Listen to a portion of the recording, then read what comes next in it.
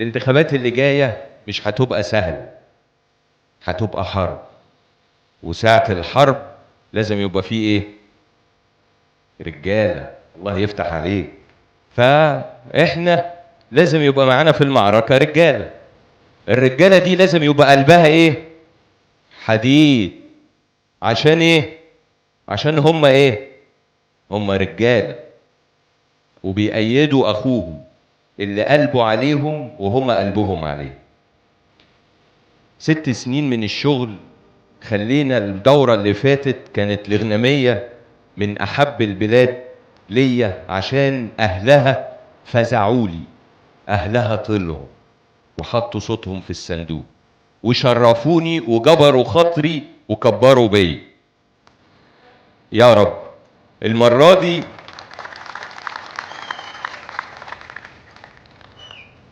دي العشم زيادة شوية. المرة دي لو المرة اللي فاتت خدت 1000 صوت، المرة دي أنا عايز أخد 5. وعشمي أنا عارف إنه في محله. الناس بتهاجمنا عشان هم مش عارفين يبقوا زينا. وتاني، هل إحنا ساكتين أو ما بنردش عشان ضعاف؟ والله العظيم أبدا. بس هدفنا واحد، إن إحنا نشتغل. هضيع وقتي أرد على حد وأعمل مشكلة ولا أشتغل؟ ردوا عليا. اشتغل، صح؟ طيب، حد حاول يهاجمك او حاول يعطلك، افكر فيه ولا اشوف الشغل؟ صح ولا لا؟ وهو ده اللي احنا ماشيين بيه. احنا لما بنتكلم من قلوبنا، ما بنقولش شعارات وتحيا مصر وهنعمل وهنسوي وهندهن الهوا مش عارف مين. احنا ما بنعملش الكلام ولا هنعمل على رأيك. فاحنا مكملين في اللي احنا اللي بنعمله، مكملين ان شاء الله في العهد اللي احنا خدناه. لكن انا من حقي عليكم، وده من العشم، عشان المحبة والجيرة والدم والنسب، ان انا ابقى عشمان فيكم، ان انتوا زي ما وقفتوا معايا المرة اللي فاتت انتوا تقفوا معايا المرة دي 10 مرات قد المرة اللي فاتت. في فرق بين اللي بيأيد واللي بيحب. اللي بيأيد ممكن ما يروحش ينتخب، او يقول لك يا عم النهارده الدنيا برد، انا عندي مصلحة اروح اقضيها الاول، اما لسه في يوم تاني، بكرة ان شاء الله نبقى نروح ننتخب. ده المؤيد.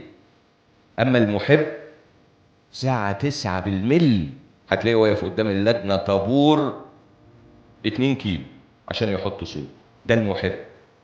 وعشمي فيكم ان انتوا تبقوا محبين مش مؤيدين. فاحنا يوم 24 و25، وبما انك قلت الكلمة دي، وعد مني قدام الناس كلها وقدام ربنا قبل اي حد، اذا ربنا كرمنا ودخلنا، انا مش هحتفل مش من بيتي، والله العظيم ما هاجي احتفل غير من هنا.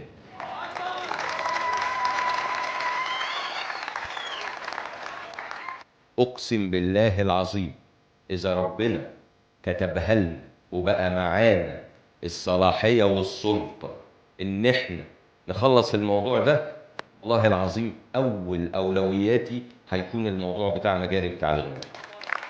وده وعد مني. كتر الف مليون خيركم. اللي واقف في ظهري انا هقول له شكرا، واللي اداني كوبايه ميه انا هقول له شكرا، واللي تعب معايا وجري وفي البرد وفي الحر وفي التراب انا هقول له شكرا.